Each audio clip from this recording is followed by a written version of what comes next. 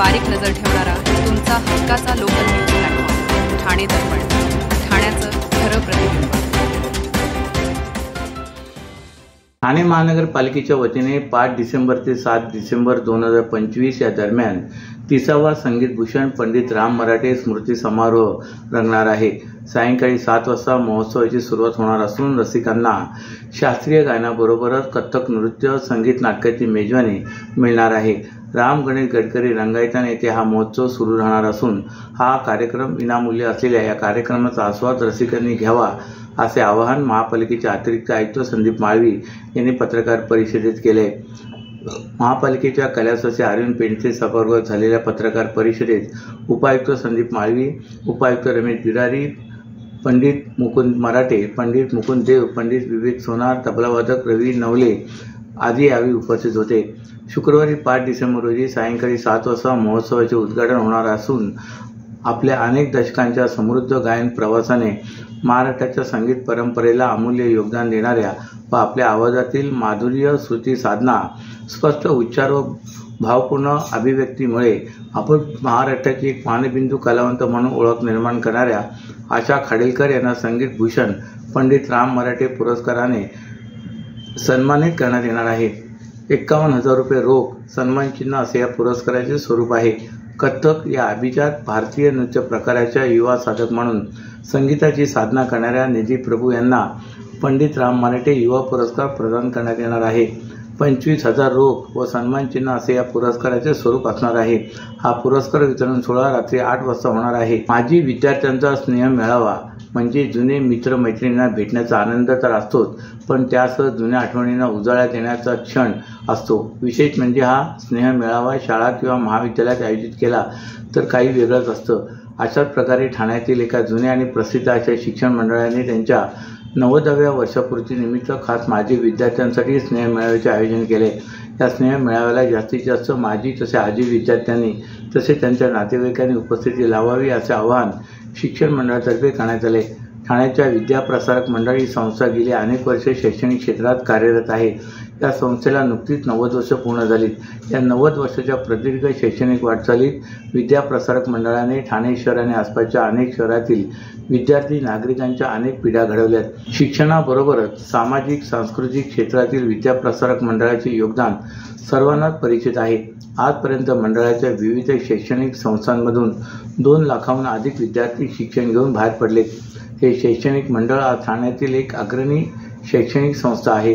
विद्याप्रसारक मंडळाच्या विविध संस्थांमधून दररोज सुमारे 17,000 विद्यार्थ्यांच्या मूलभूत आणि प्रगत शिक्षणाच्या गरजा उत्साहाने पूर्ण केल्या जात आहेत। 1969 मध्ये ठाण्यात कला, वाणिज्य, विज्ञान शाखेचे उच्च शिक्षण सुरू करणारी पहिली संस्था आहे।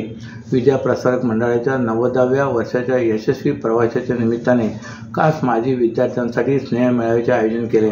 या कार्यक्रमासंदर्भात माहिती देण्यासाठी जोशी बेडेकर महाविद्यालयातील थोरले बाजीराव पेशवे सभागृहात काल पत्रकार परिषदेचे आयोजन करण्यात आले होते। यावेळी विद्याप्रसारक मंडळाचे व्यवस्थापकीय समिती सदस्य डॉ. महेश बेडेकर आणि सर्व संस्थांचे प्राचार्य उपस्थित होते। येत्या रविवारी म्हणजे 30 नोव्हेंबर रोजी सायंकाळी 5 वाजता चिंचणी कोळीवाडा येथील जोशी बेडेकर महाविद्यालयाच्या कॅम्पसमधील टर्फवर हा कार्यक्रम होणार आहे।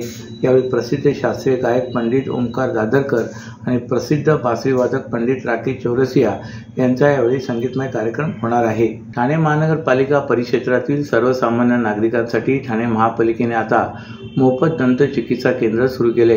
त्याचे लोकार्पण खासदार नरेश मस्के, अतिरिक्त आयुक्त संदीप माळवी तसेच उपायुक्त उमेश बिरारी यांच्या उपस्थितीत करण्यात आले। यावेळी ठाणे महानगरपालिका आरोग्य विभागाचे वैद्यकीय अधिकारी, परिचारिका, डॉक्टर मोठ्या संख्येने यावेळी उपस्थित होते।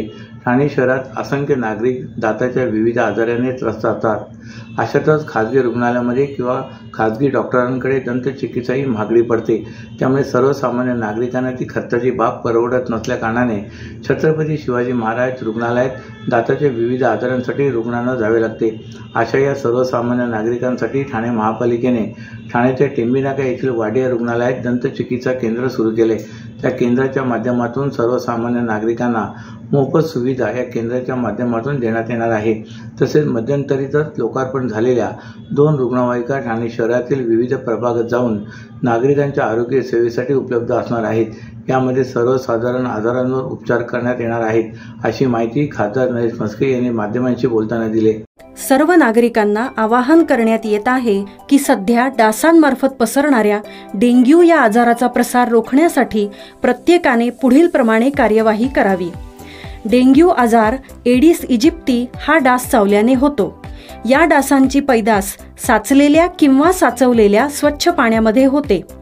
8 दिवसांपेक्षा जास्त दिवस पाणी उघडे व साचून राहिल्यास त्यात डास अंडी घालतात. अंड्यांच्या अळ्या तयार होऊन पुढे डास तयार होतात. यासाठी आपल्या घरातील पाणी साठे उदाहरणार्थ बॅरल्स, पिंपे, टाक्या, हौद, रांजणे इत्यादी दर आठवड्याला रिकामे करून घासून पुसून कोरडे करून पुन्हा भरावे. 1 दिवस कोरडा दिवस म्हणून पाळावा. पाणी साठ्यांना घट्ट झाकणे बसवावीत किंवा जुनी साडी, चादर, धोतर यांनी बांधून झाकून ठेवावीत, म्हणजे डास त्यात जाऊन अंडी घालणार नाहीत. घराच्या गच्चीवर, आजूबाजूला, अंगणात कोठेही पाणी साचू देऊ नये. भंगार सामान उघड्यावर टाकू नये. उदाहरणार्थ टायर्स, प्लास्टिक सामान, कुंड्या, टाकाऊ वस्तू इत्यादी. अशा सामानात पावसाचे पाणी साठून त्यात डेंग्यूच्या डासांची पैदास होते. घरातील कूलर्स, फ्रीजच्या पाठीमागील ट्रे हे देखील वेळोवेळी कोरडे करावेत. लक्षात ठेवा, नुसत्या फवारणीने डास घनता कमी होत नाही, तर त्यासाठी डास पैदास ठिकाणे नष्ट करणे ही आपल्या सर्वांची जबाबदारी आहे. कोणताही ताप अंगावर न काढता जवळच्या शासकीय रुग्णालयात मोफत औषधोपचार घ्या. अशा प्रकारे नागरिकांनी सहकार्य केल्यास डेंग्यूचा प्रसार रोखणे सहज शक्य आहे. ठाण्यातील BSVP योजनेतील सदनिका धारकांना 1% मुद्रांक शुल्कात मिळालेल्या सवलतीच्या निर्णयाचे श्रेय घेण्यावरून शिवसेना, शिंदे गट आणि भाजपच्या स्थानिक नेत्यांमध्ये काही दिवसांपूर्वी वाद झाला असतानाच या योजनेतील 6,000हून अधिक सदनिका धारकांचे महापालिकेने करारनामे केले नसल्यामुळे ते सवलतीपासून वंचित असल्याची बाब पुढे आले. यामुळे सरकारच्या निर्णयानंतर जल्लोषात सामील झालेल्या नागरिकांच्या आनंदावर विरजण पडल्याचे चित्र आहे. केंद्र शासन, राज्य शासन आणि ठाणे महापालिकेचा संयुक्त उपक्रम असलेल्या JNNURM आणि BSVP योजना शहरी गरिबांकरिता आहेत. या योजनेअंतर्गत ठाणे महापालिकेने झोपडपट्टीच्या ठिकाणी इमारती उभारून शहरातील आर्थिक दुर्बल घटकातील नागरिकांना घरे दिली. महापालिकेच्या समाज विकास विभागाकडून काही वर्षांपासून टप्प्याटप्प्यात 6,020 कुटुंबांना सदनिकांचा ताबा देण्यात आला आहे. या योजनेतील सदनिकांकरिता प्रत्येकी 56,000 ते 1,34,000 इतका अधिभार सदनिका धारकांना भरावा लागणार होता. मात्र त्या सदनिका धारकांचा विरोध होता. JNNURM आणि BSVP योजनेअंतर्गत सदनिका मिळालेले रहिवासी हे आर्थिकदृष्ट्या दुर्बल असून ते मजुरीची कामे करतात. त्यामुळे त्यांना सदनिका घेताना करारनामा, दस्त, नोंदणीचा मुद्रांक शुल्क अधिभार परवडत नाही. त्यामुळे मुद्रांक शुल्क भरण्यास त्यांचा विरोध होता. ही बाब लक्षात घेऊन या योजनेअंतर्गत शहरी गरिबांकरिता 1% मुद्रांक शुल्कात सवलत देऊन प्रतिदस्त 100 रुपये आकारण्याचा निर्णय घेण्यात आल्याची घोषणा उपमुख्यमंत्री एकनाथ शिंदे यांनी काही दिवसांपूर्वी केली होती. सवलतीच्या निर्णयाचे श्रेय घेण्यावरून शिवसेना, शिंदे गट आणि भाजपच्या स्थानिक नेत्यांमध्ये काही दिवसांपूर्वी वाद झाला. हा वाद थेट पोलीस ठाण्यापर्यंत पोहोचला होता. यानंतर सवलतीच्या निर्णयाचा जल्लोष करत मिठाईचे वाटप करून या दोन्ही पक्षांच्या स्थानिक नेत्यांनी एकमेकांना डिवचले होते. असे असताना सवलत जाहीर होऊ नये, सदनिका धारक त्यापासून वंचित असल्याची बाब समोर आली आहे. ठाण्याच्या माजिवडा येथून बेतनी हॉस्पिटलकडे जाताना पोखरण रोड नंबर 2 येथे एका धावत्या रिक्षावर झाडाची फांदी पडली. यावेळी रिक्षामध्ये चालक मधुकर शिंदे आणि त्यांची पत्नी असे दोघे प्रवास करत होते. ते दोघे थोडक्यात बचावले असून रिक्षाचे नुकसान झाले.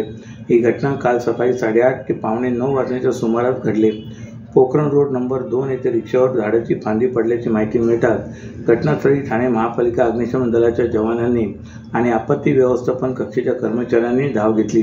तत्पूर्वी रिक्षातून प्रवास करणारे शिंदे दाम्पत्य फांदी पडता रिक्षातून सुरक्षेच्या कारणास्तव बाहेर पडले होते.